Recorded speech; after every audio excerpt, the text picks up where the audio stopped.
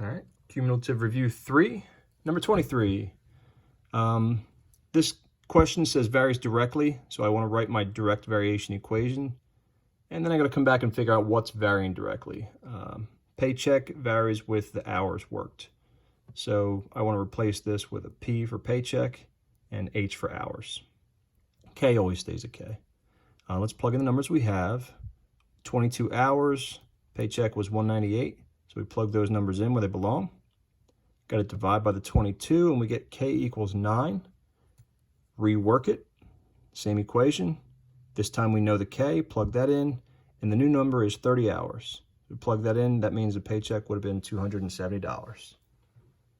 24, identify the transformation. This is where you want to pay attention to the points, you know, the pre-image point and how it moves to the prime point. So and they all do the same thing. So if I just look at A and A prime, notice that the image didn't like twist or turn, so it's not rotating. It might be a reflection over the y-axis, but it might also be a translation. So we got to see if any points flipped. A to A prime, let's see. Did B just slide over here? B is on the bottom left, but is B prime on the bottom left here?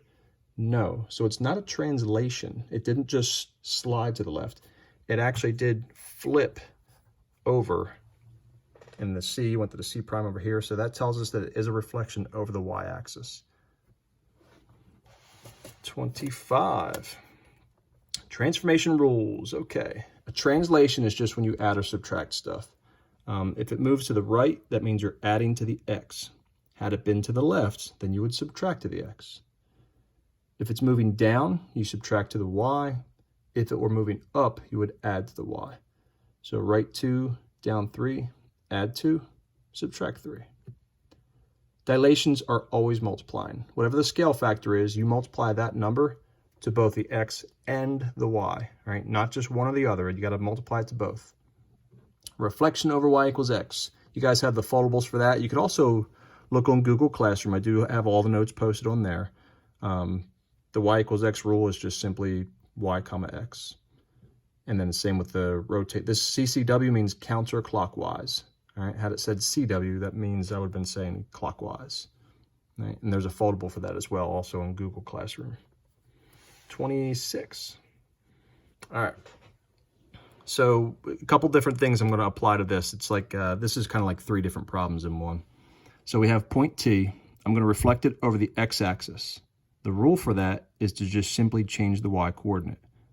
So if I did that, it becomes 3 and positive 4. So that's BRT prime for that problem. In a separate problem, if I were to ask you 180 counterclockwise rotation, this is the rule for that, meaning to just change the sign for both of them. So that would be negative 3 and positive 4 for your T prime. All right, this is a composition, all right, where I've got to translate it first, then I'm going to reflect it. So if I translate it, if I apply this rule, 3 plus 3 would be 6. That's right here. And then negative 4 minus 1 will be negative 5. So this is the T prime. But I haven't reflected it yet. All right, I've got to apply that rule to this new point. So the rule for that is to just switch the order and change both signs, negative y, negative x. So I switch the order and change both signs. Negative 5 comes to the front, positive 5. Positive 6 goes to the end, negative 6. That is your T double prime.